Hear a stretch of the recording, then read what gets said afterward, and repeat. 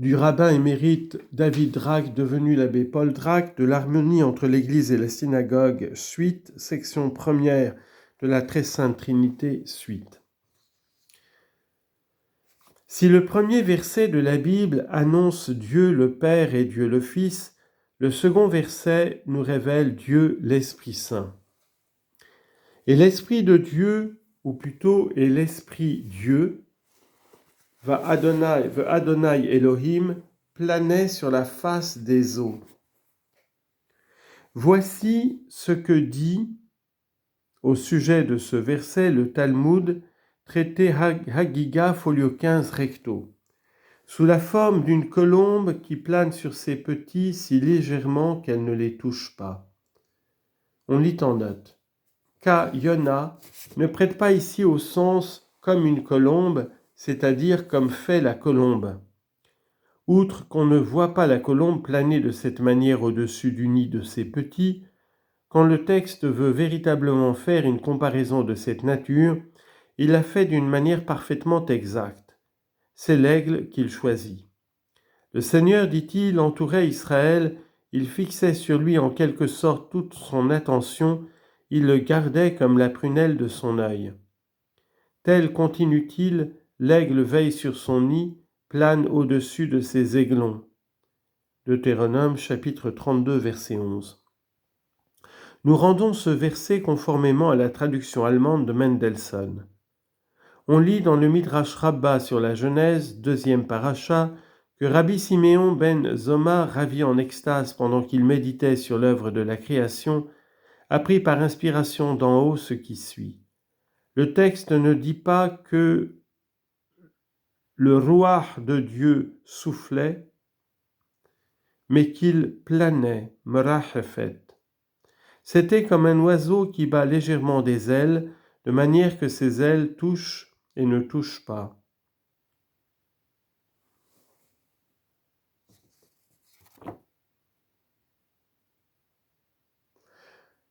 Talmud de Babylone, traité Hagiga, folio 15 recto, Ben Zoma, dans son état d'extase, c'est ce que nous venons de dire.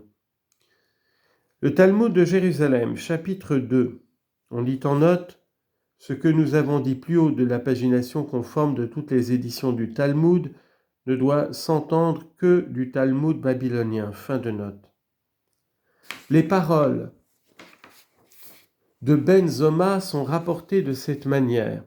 Il y a ici planement. On dit en note qu'on nous passe ce mot, nous n'en avons pas d'autre pour rendre exactement ce terme hébreu. Il est dit ailleurs, Deutéronome chapitre 32 verset 11, ainsi que l'aigle veille sur son nid, plane au-dessus de ses aiglons, puisque le planement qui est dit ailleurs signifie toucher et ne pas toucher, le planement qui est dit ici signifie aussi qu'il touchait et ne touchait pas. Pour entendre cette explication du second verset de la Genèse, il faut remarquer que le mouvement, l'agitation du vent ou de l'air s'exprime en hébreu nashav ou nashaf, tandis que le verbe rahaf, employé dans ce verset, ne se dit que de l'oiseau lorsqu'il se soutient en l'air sur ses ailes étendues qu'il remue légèrement. Mendelssohn, dans son commentaire hébreu sur le Pentateuque, développe avec beaucoup de savoir et de sagacité ce qui différencie nos deux synonymes. Cette distinction est fort importante. Elle prouve que ceux qui ont voulu expliquer le Spiritus Dei ferebatur, l'Esprit de Dieu planait, soit par l'agitation de l'air, soit par un grand vent, ignoraient les finesses de la langue hébraïque. Si des grammariens juifs très habiles, comme Aben Ezra, Nachmanides et autres, à qui l'on ne saurait faire ce reproche, ont expliqué notre Spiritus Dei par grand vent, il faut l'attribuer à leur haineuse opposition à tous les dogmes chrétiens. Ils savaient qu'en laissant au verbe rahaf le sens qui lui est propre, le texte devient une preuve de la Sainte Trinité, dogme qu'ils ne cessaient de combattre. La mauvaise foi éclate surtout en présence de la tradition que nous venons de rapporter et dont les trois différentes rédactions qu'il ne pouvait ignorer puisqu'elles sont dans des livres qu'il lisait avec un respect religieux, prouvent évidemment qu'il ne s'agit pas ici du mouvement d'un vent impétueux. Le verbe rabbinique, ici par lequel le Midrash explique le verbe du texte hébreu, ainsi que nous venons de le voir, exclut toute idée de mouvement locomotif. Comme rahaf veut dire en syriaque couver, quelques-uns ont voulu, mais à tort, transporter la même signification au verbe hébreu qui n'en est pas susceptible. De nos jours, on a tenté de même de changer en mots arabes les termes hébreux les plus ordinaires.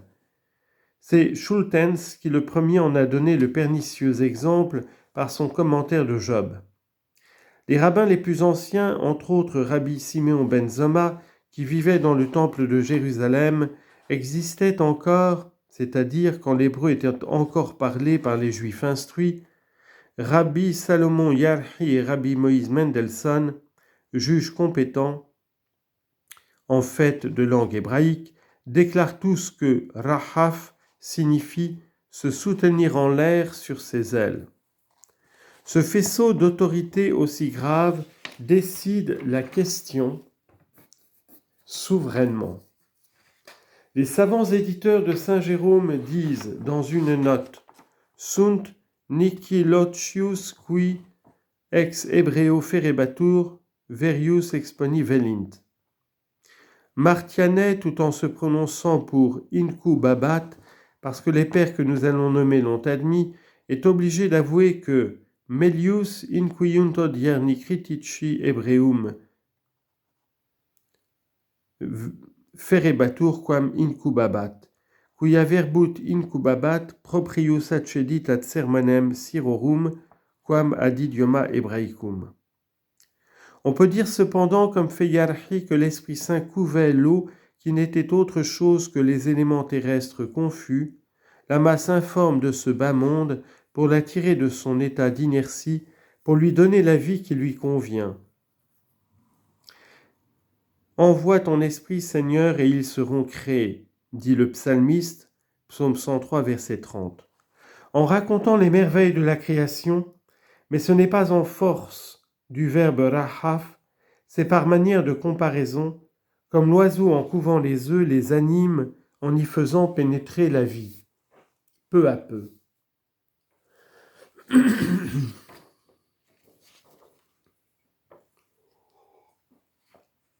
Le Targum d'Ankelos dit « Et l'esprit de devant éternel soufflait sur la face de l'eau ». Les deux paraphrases chaldéiques de Jonathan ben Uziel et de Jérusalem portent « Et l'esprit de miséricorde de devant l'Éternel soufflait sur la face de l'eau ».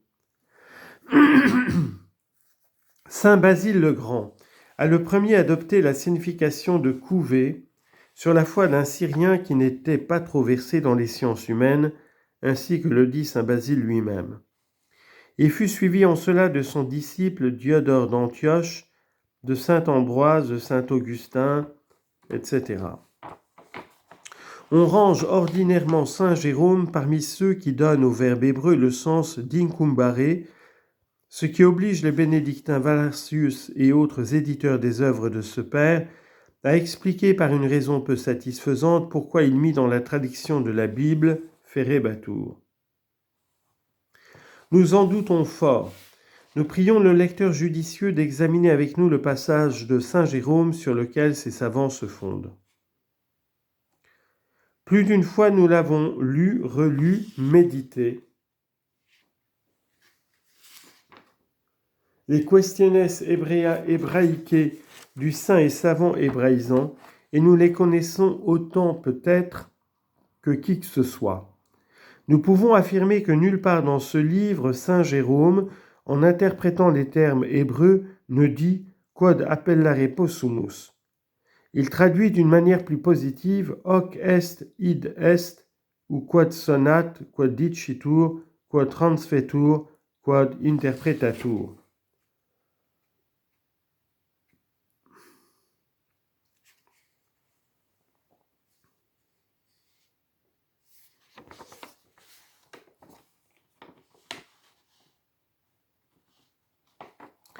Il semble qu'il n'ait pas voulu donner ici le sens propre du mot merahefet.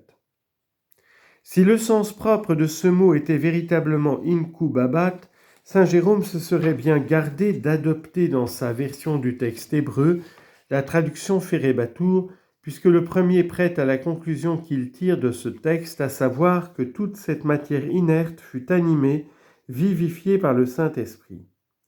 Le Ferré-Batour latin, au contraire, est pour ceux qui n'entendent pas le terme original, tout en faveur de l'opinion qui prend le Spiritus Dei pour un vent violent. Nous pensons donc que l'intention de saint Jérôme est entièrement conforme à l'explication que nous venons de donner nous-mêmes et que donne aussi Rabbi Salomon Yarhi. Profondément instruit dans l'hébreu comme il l'était, il ne pouvait pas ôter au terme de l'original le sens qui lui est propre. Mais il dit qu'en quelque sorte on peut l'expliquer, en ce sens que tout en se soutenant en l'air, en planant, le Saint-Esprit couvait cette matière par son influence vivifiante. Il n'aurait pu dire merahefet, quod sonat ou interpretatur, ou une des autres manières qui lui sont si familières. Ceci est une explication, une exposition. Mais quand il s'agissait de rendre en latin l'équivalent du texte hébreu, et comme il dit, ut translatum in latinam linguam de hebreo sermone pentatecum nostrorum auribus traderem. Il fallait bien mettre Ferré-Batour.